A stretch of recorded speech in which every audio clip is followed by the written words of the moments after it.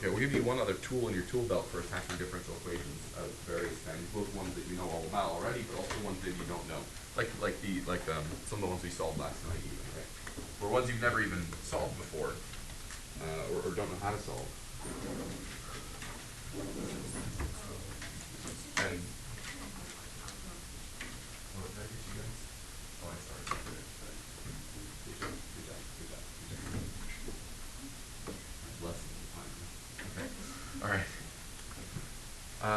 So and the tool we're going to give you today is slope field. And I do have a program I'll give you today while you're working. This is a very short PowerPoint here and lesson. I think it's pretty easy to explain what a slope field does for us. And then you just need to experience why it's useful in your life. You'll see. I'll give you a bit here to work through a little bit in a few minutes. So why would we need slope fields? Sometimes they're also called direction fields. And they help capture, just in one big picture, the global behavior of a differential equation, the people like kind of the C solution curves. So the slope field looks like this, and this is a slope field, an example of a slope field for some differential equation. From a differential equation, you generate a slope field. And on this slope field, we also have one sample solution curve. So it's really pretty powerful. If I hand you a slope curve that goes, a slope field that goes along with the differential equation, or if you create your own, then if you have an initial value problem, that is, if I give you a set of coordinates, like this point maybe here, then from that we're able to determine a solution curve from that. You just like kind of follow the slope curve. And it really does, it's nice, this is a nice lesson to follow Euler's method, because it really does follow the little linearizations. These are all like little pictures of linearizations. And that's what these each are, right? Just little line segments, just roughly sketched. How did we get, the slope? It looks like maybe a slope of -1 here. At x equals 1, y equals 2. Well, the answer is someone had a differential equation that this is being produced from.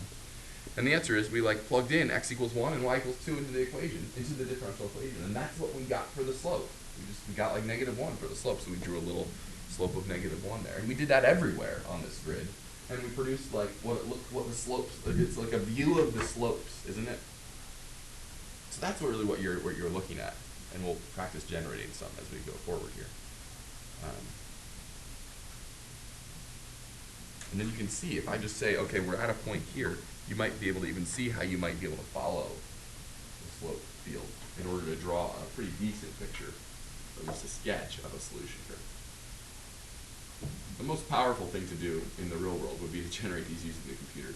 But like I comment here, AP will ask you to do simple ones by hand that have whatever, 10 or less points on them. Not even this one might be too big of a slope field to. Though to be fair, you'll see that there's some ways of quickening your work. For example, it looks like maybe there's some trends along some of these lines that you can kind of follow. It looks like all of these are 0, for example. You might be able to quicken your work. Makes you look smart, right? This is that picture doing these like crazy curves on this one. This is that picture from the beginning of Unit 2 that you remember Mr. Davison, Ms. Getz and I had a slope field behind us, and we were like, each had a noodle going through, showing one of the possible solution curves through that slope field. So you'll finally be able to, after today, understand what we were doing there. We'll start with the very most basic example we could ever come up with. Y prime equals 2x. Okay, so this is a differential equation. It's like not a very complicated differential equation, albeit. But this is a differential equation. And we'll generate a little slope field together for this guy. So again, we're taking like every point in the coordinate plane and calculating the slope at that point. So if x is 0 and y is 0, then y prime comes out to be 0. So at 0, 0, we just plot a little line segment with a slope of 0. And we're really just doing this by feel too, right?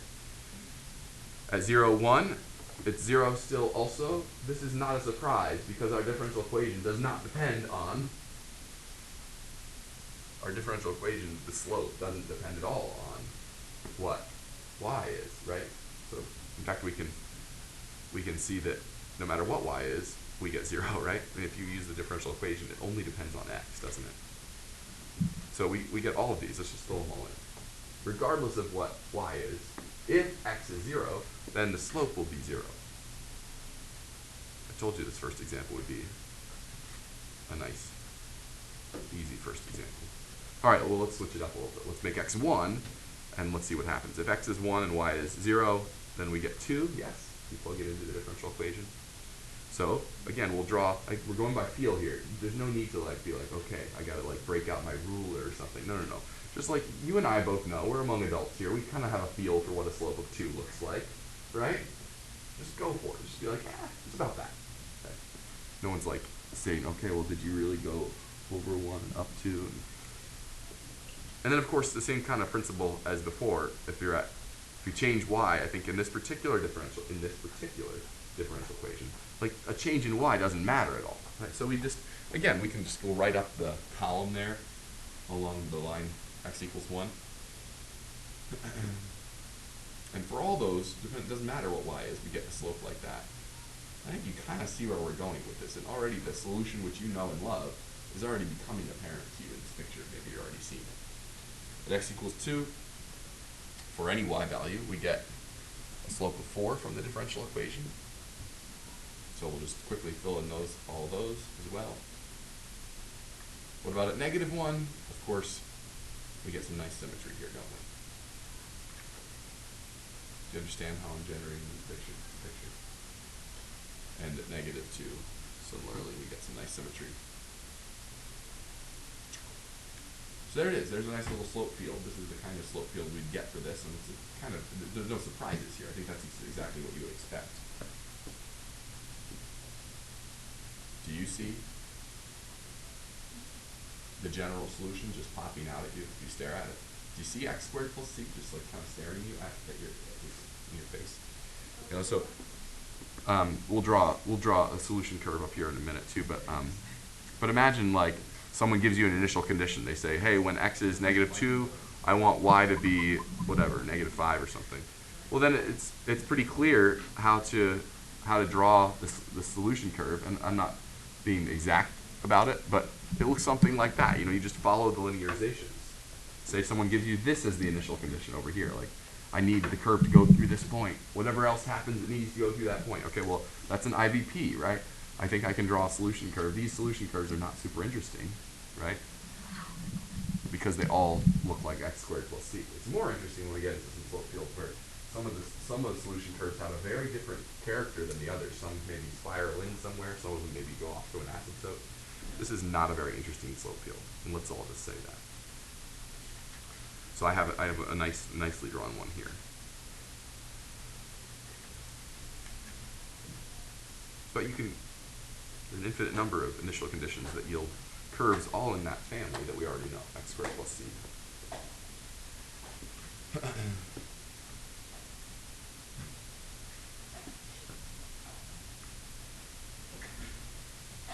Are you okay with the language particular versus general solution? You understand what we mean by that? So we can do it now. Or you can do it. I've already drawn a couple for you on the previous slide too.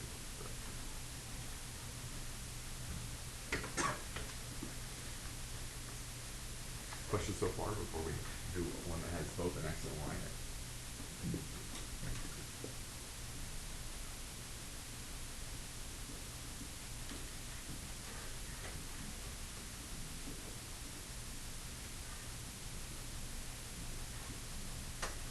Well, I guess we still have an x one. Let's look at a slope field for cosine x too.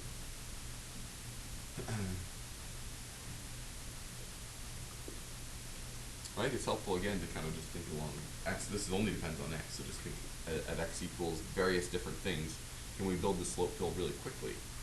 I think the answer is yeah. Let's see if we can knock this out pretty quickly. When x is 0, the slopes are apparently 1, right? So we can just go through and draw little slopes of 1 there. What about when we're at negative and positive pi? What would that be? In both cases, what is it? What is it?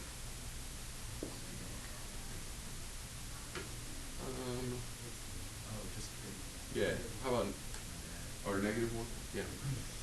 Right, so, yeah, I mean, the point is, if you plug in pi, the cosine of pi is negative one, or if you plug in negative one. So we can draw those on there. So we're already getting the picture of this. Again, this is how I would do it. I would try to like think globally about these. When we're at pi over 2 or negative pi over 2, we get slopes of 0.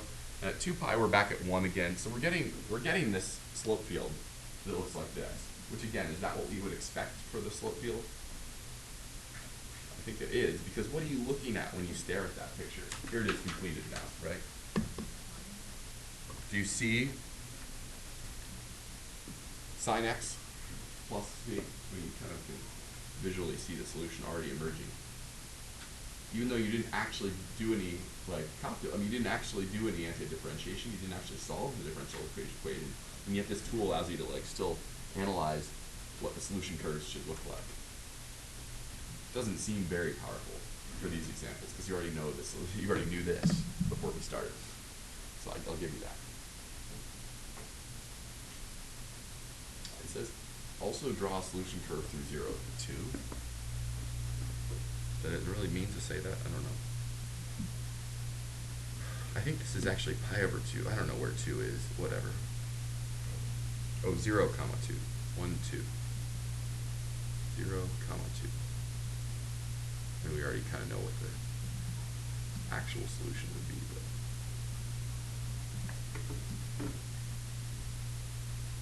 take some art skill, huh? Something like that, right? So there's a particular solution.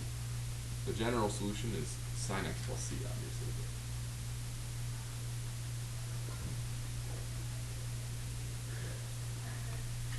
So let's do one with has involved an x and a y. I think if I have this on paper somewhere. No, you can just draw on yours. I need maybe more lines in my table than I have, but I'll do a couple for you with you here.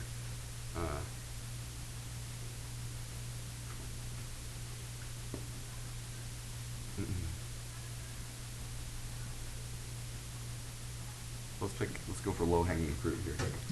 Let's do 0, 0 first. What do we get there? Well, 0 minus 0 is 0. Let's I don't know, what do you want to do? Let's vary y first, maybe? I like this, because this will just still be 0. We'll go up along the y-axis here. If x is still 0 but y is 1, if x is 0 and y is 1,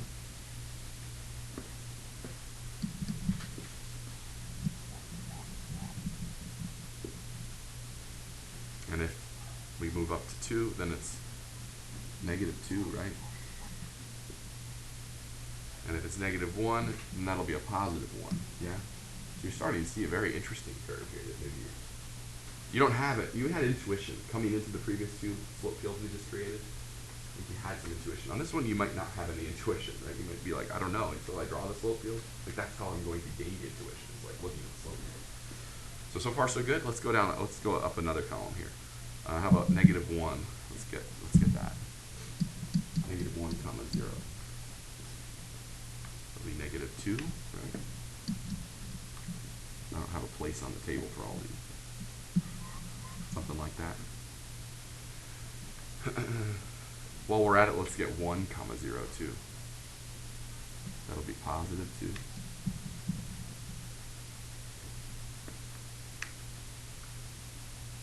And then let's fill in some of these. All right, now we actually have to think here. Negative 1, 1.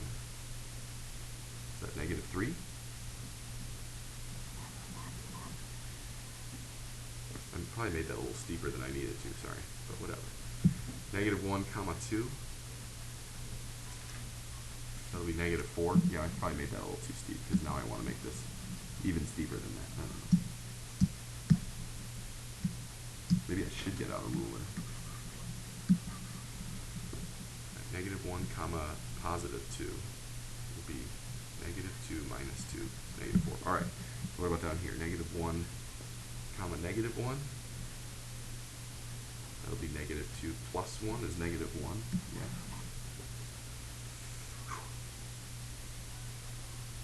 See how we're doing this? Keep going, draw the last 3 here while I give you this handout.